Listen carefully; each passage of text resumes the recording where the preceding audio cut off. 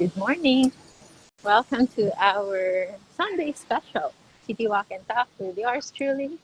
Akalain nyo yun? Naka 2 weeks and a day na tayo in our morning walks and also our special episode of City Walk and Talk because hindi talaga natin alam how long can this last. But certainly, we will do our best na ipagpatuloy ito for at least the month of February.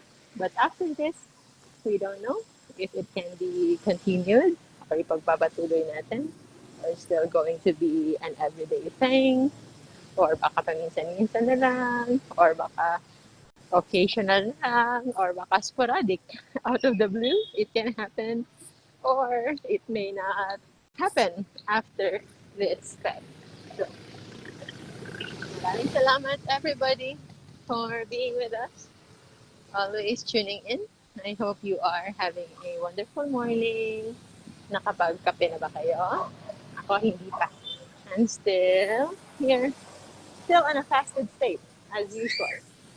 Pero alam nyo, yung mga na-notice ko when I now started doing this morning exercise, yung gutom talaga, totoo siya. Hindi siya yung noon na mababrush off mo lang. It's like you really know when you need to eat. So that's why adjust na natin yung ating eating window from the usual na after lunch, usually after our walk, mga around 10 o'clock in the morning, kumakain na kami. That's usually our brunch. So breakfast and lunch. And minsan, yun na yun. If I have straight work, na wala nang time to have a break in between, and on average, minsan, nagkakaroon kami ng in-between operation na 5 to 10 minute break. So yun, meron lang akong dinadalang kung ano-ano na handy, like nuts and seeds o yung waffle, yung low carb waffle na ginawa ko. Hindi nyo pa nakita yon. I think ilang beses na rin akong gumawa ng videos cooking that low carb waffle, low carb pancake, or para siyang low carb donut. Actually, depende lang sa sisidlan, sa mold na gagamitin. But it's still the same recipe. Just egg, butter or oil, and UKP mix, yung ultimate keto pastry mix. And also, in case you didn't know, nag-live tayo kanina before going for our walk. And especially dedicated yon sa mga seniors at sa mga mommies and daddies na parang nangangayayat na when it comes to low carb and fasting. If sinasabihan na sila ng kanilang family members that they've lost so much weight and it's no longer looking good, at least we've explained there how to put things in proper perspective. Kasi minsan, hindi naman talaga yun nangangayayat. Kaya lang, hindi lang sila sanay na ganun yung mukha ninyo. Just like ni Mami. Others feel na sobrang payat na niya.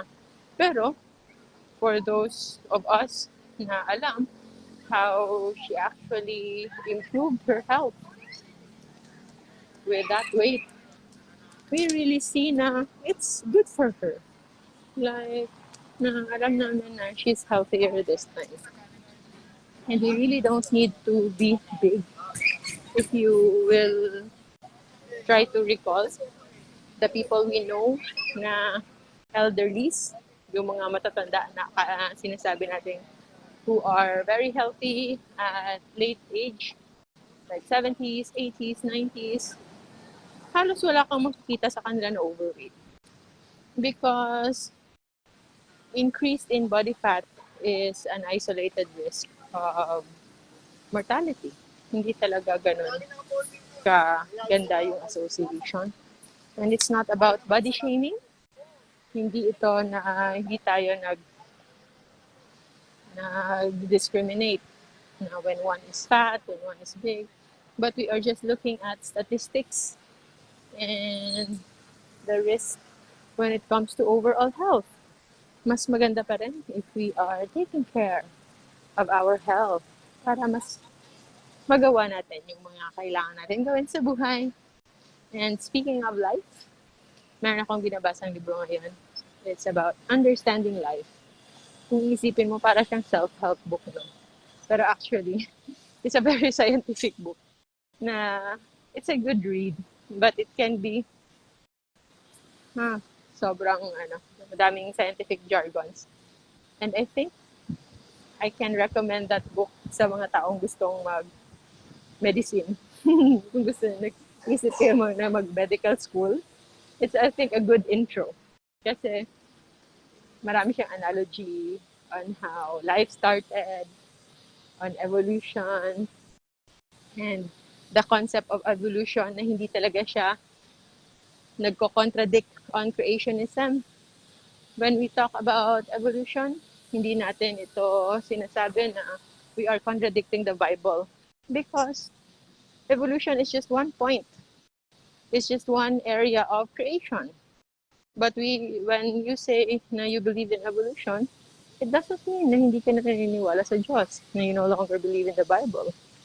But evolution is just a evidence-based na findings as to kung saan tayo nanggaling on the physical sense. So, in the book, yung kanyang analogy is kung when you shoot a gun, or say for example a shotgun, mako-compute mo yan because of trajectory. Malalaman mo kung saan yung point of origin. Diba? From point A to point B. Yun yun. Pero, since it is a very fixed na projection, na projectile, from source to kung saan siya na target, pwede ka actually maka-invento ng machine na kung saan ilalagay mo siya somewhere in between point A and point B. So maybe that's point C. Nasa gitna na point C.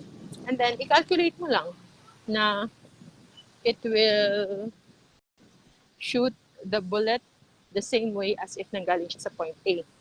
Nagets niyo yan. But the idea is, evolution is like that. It can be point C na hindi man natin alam talaga where it comes from, yung pinaka-point A. But they are meeting somewhere in there.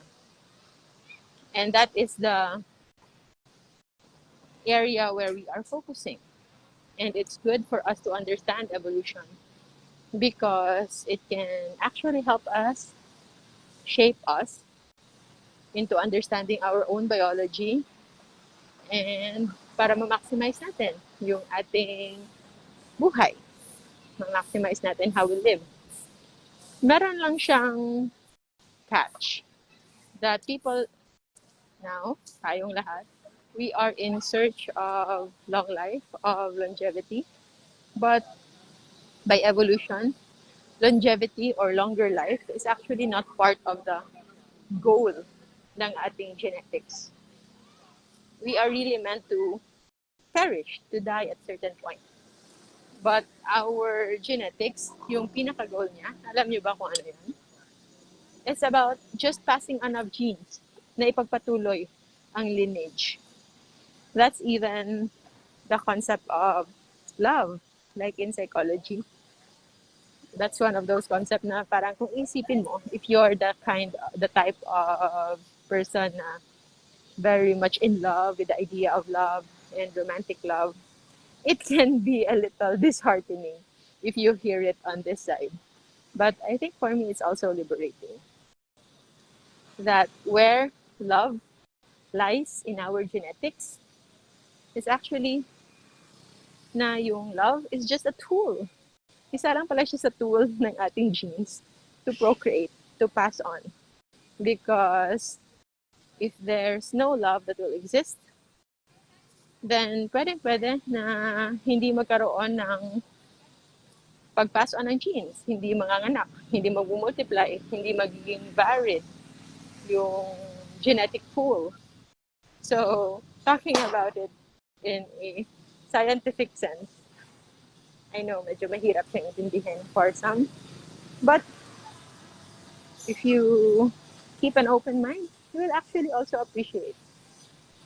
Kaya, even if I myself, like everyone else, magkakaroon talaga ng maraming times in life where we feel in love. Ako, feeling ko in love ako parate. It's just a question of to whom, to what, to where, but I'm always in love. Pero, yun, hindi na ako masyadong nagpapascam sa jeans. Because I already know na yung gusto ng jeans is just to have a partner and procreate. And if you state it that way, para siyang ang cold, no? Sobrang cold. That's just one idea of it. But if you want to really feel all the romance and all the happiness, then by all means, don't think about that and just savor the moment that you are in love. And hindi rin ako cold in that sense because actually, I'm always in love with the idea of love. Kaya, I like love stories. I like hearing stories about love and yung mga Romeo and Juliet kind of love. So, it's just a balance. But when it comes to science, love is just a tool. Scientific needs. At sobrang cute din. Because when it comes to evolution, alam nyo yung theory na we all came from a single cell organism na nanggaling tayo sa isang klase ng bacteria lamang. And then all forms of life eventually sprang out from that single cell organism. And then, based on the book, hindi pala siya isang single cell organism lang. But it is from the union of two single cell organisms. So tayo, alam natin, we are eukaryotes, di ba? If you can recall the, yung ating lessons in chemistry nung high school. There's prokaryotes and eukaryotes. So yung eukaryotes, yan, it can be divided into multicellular organism. Yung mga tanim, yung mga fungi, bacteria, not bacteria, animals. All kinds of animals are eukaryotes. And yung prokaryotes naman are the bacteria, yung mga single cell organism. And yung eukaryotes pala, na-develop after the union of two single cell organisms. Yung bacteria and archaea. Archaea. Parang yung spelling niya, archaea. A-R-C-H-A-E-A. Yan. Parehas lang single cell organism. Yung archaea is malakas yung kanyang cell wall. So, hindi siya madaling mamatay. Mas malaki siya. Hindi siya marunong mag-produce ng energy at nagiging mahina siya when exposed to too much oxygen. Na-expose siya. It's toxic for the archaea, yung oxygen. Whereas yung bacteria naman, mahina yung kanyang cell wall. So, madali siyang namamatay. Pero, meron siyang capacity na gamitin yung oxygen sa paligid for it to generate energy. So, eventually, after billions of years of being together, they merge. And yung merging nila, that created the eukaryotes.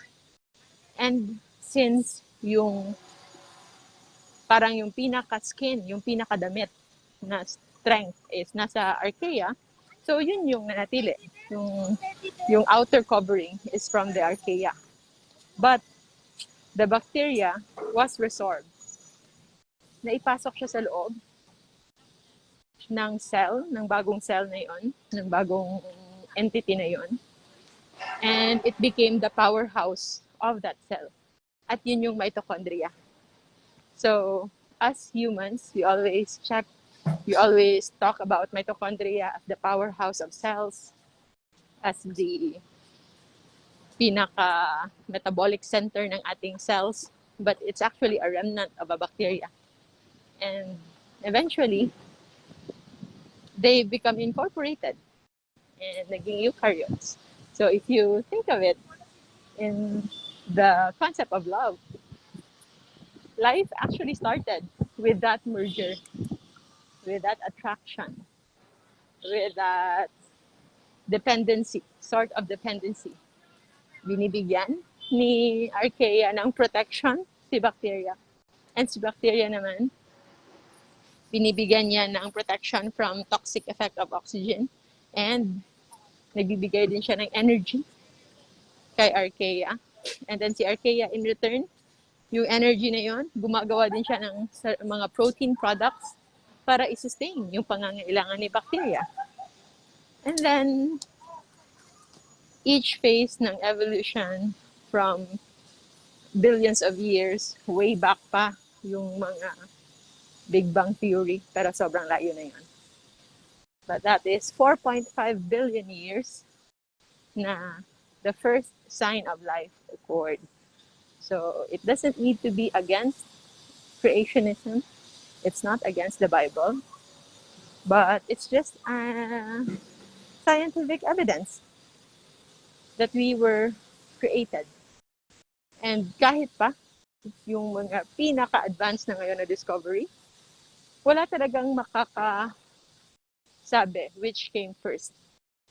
Para daw siyang chicken and egg kung saan nagsimula. So, this discussion is, I think, good enough for us to see that at least at one point, meron talagang gumawa sa atin.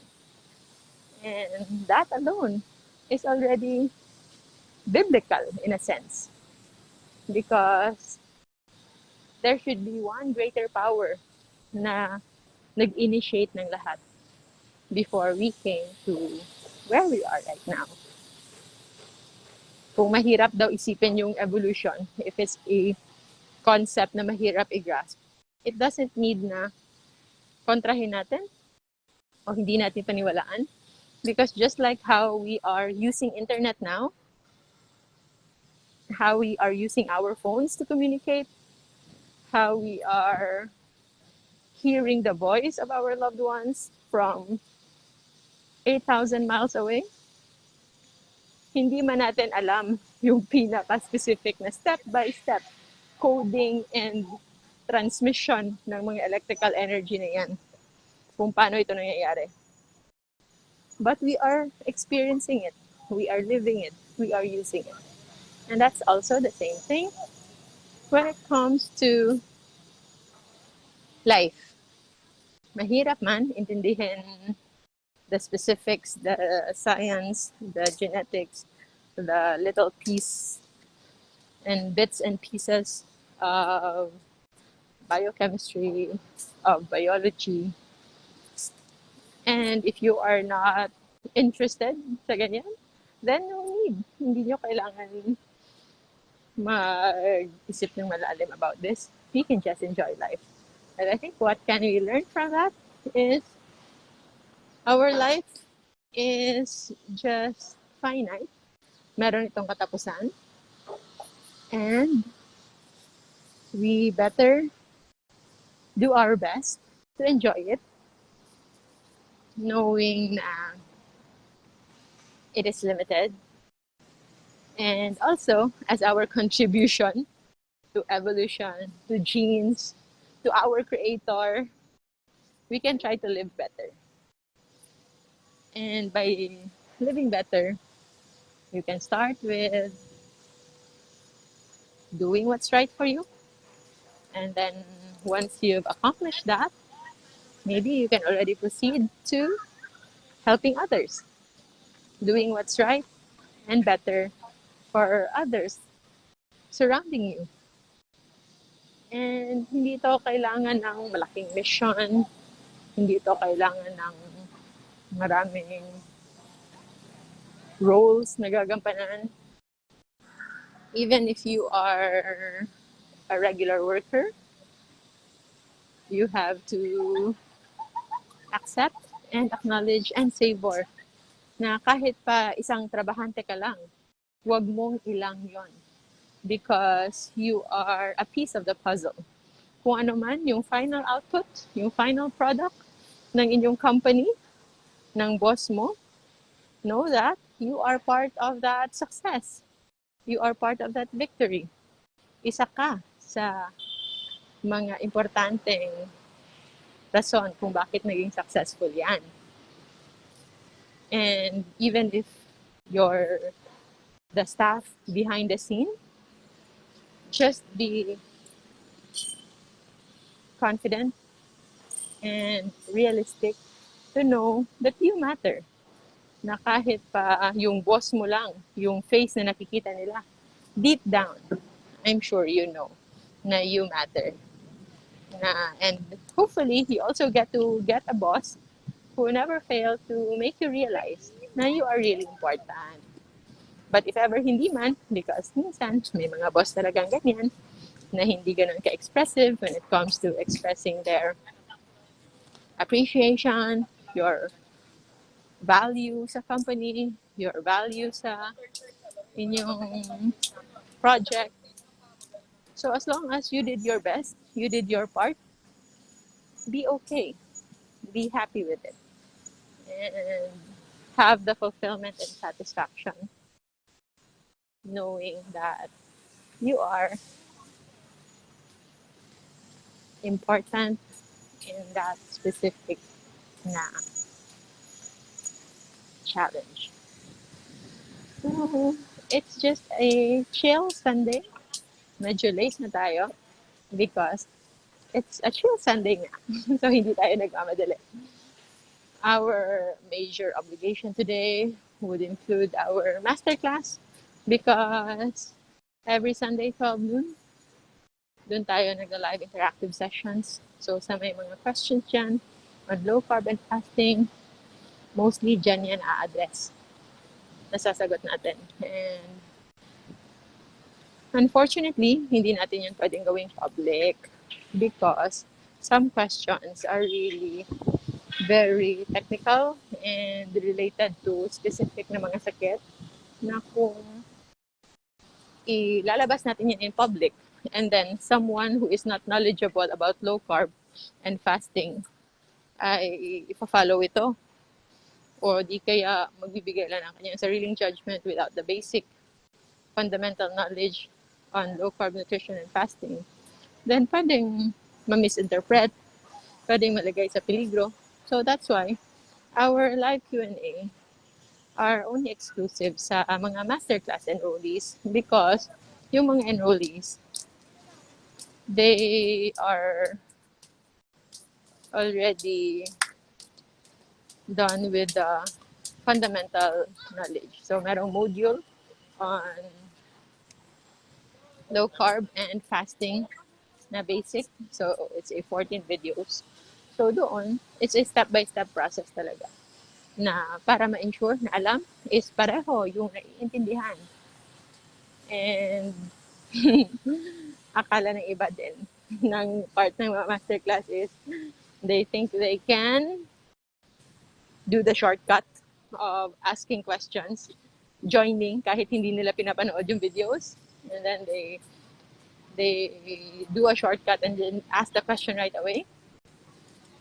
Actually, that's not how it's gonna be because if the question is already in the videos, I will also not answer. It only goes to show na hindi yung pinanood. And that's not it. Not because it's a paid video, ay free na kayo to like ask everything. No. Na parang just because, just like in school, not because you pay the tuition is makakapasa ka na. No. You still have to do your part. You still have to study. And one thing that you can really get from that masterclass is the knowledge.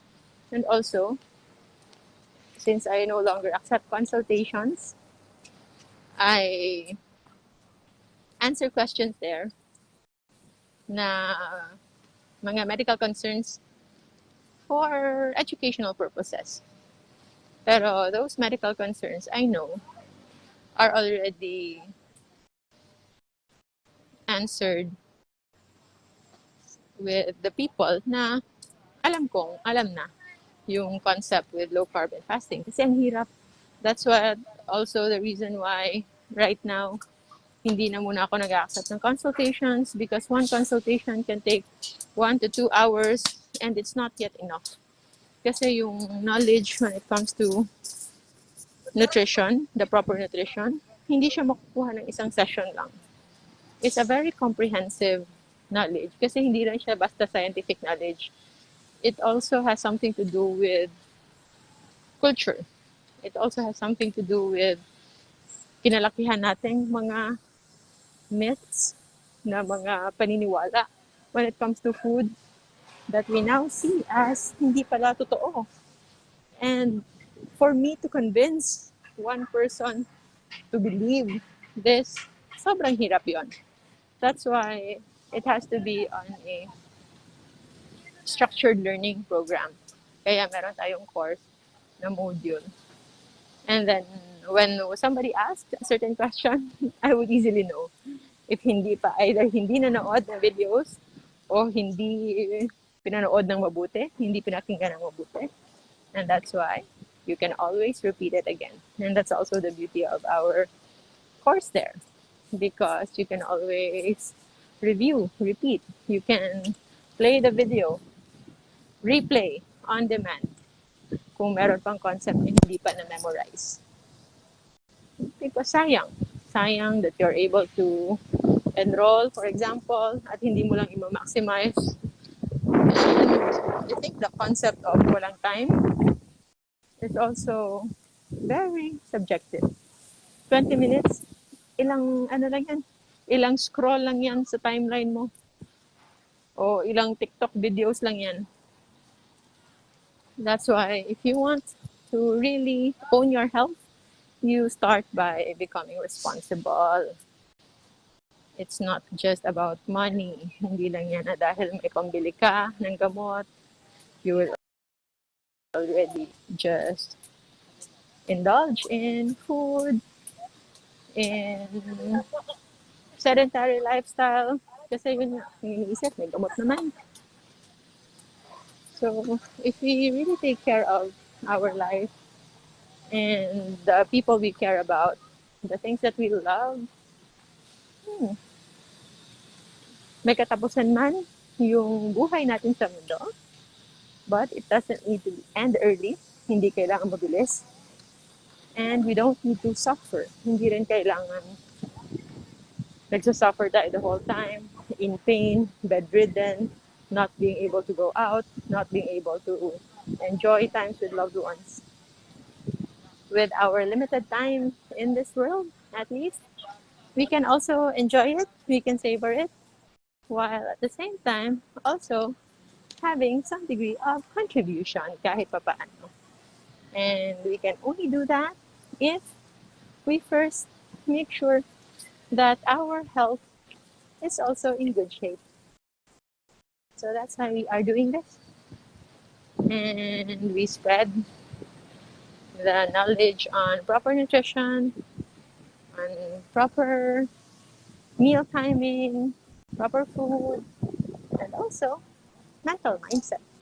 So it's about wellness and having a positive mindset and a mindset that is geared towards improvement, yung walang stagnation.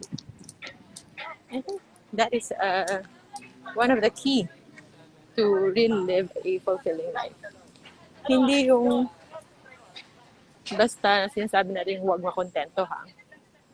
We have enough contentment to feel happy, but we also know that we can continue to learn and improve. There's always a room for improvement and there's so much more to learn. And when it comes to learning, that's also a good exercise for our brain. And if we exercise our brain, we get to live fuller and longer. Alam niyo kung bakit? Because if you don't exercise your brain, kahit pa buhay kayo, kahit pa buhay kayo at 90, 100, but if your brain is no longer functioning well, then it's as if that your person already died years ago because of dementia, because of cognitive decline. Our brain makes up our personality. And if we lose our brain function, kung hindi na tayo makapag-isip, hindi na tayo makaalala, we no longer have memory, we no longer have recognition. So what will retain sa atin is actually just nothing. Wala na. You are alive, but you are not living. And one trick to improve brain functioning is to keep on challenging yourself, do some mind exercises, okay? Keep communicating to people, talking to people, and even talking to people who have different opinions on you. Diba, I told you last time that I have a lot of Facebook groups then. And all of those Facebook groups, they actually contradict each other also. Hindi sila like pareho lang. Like, yung pinaka-isa doon is something about practical existentialism, and the other one is something about spirituality. So, sobrang nagko-contradict yun. And it's okay. Like for me, it's an exercise for my brain to develop critical thinking. Sometimes I see posts from each group and hindi ko muna tinitingnan kung saan group yon galing. And I try to analyze the post and I will guess kung sino ang nagsasabi nito. And it's just a little fun exercise for me. Ang weird, no? Siguro ako lang gumagawa niyan. But yeah, we each have our own weirdness sa mga bagay-bagay.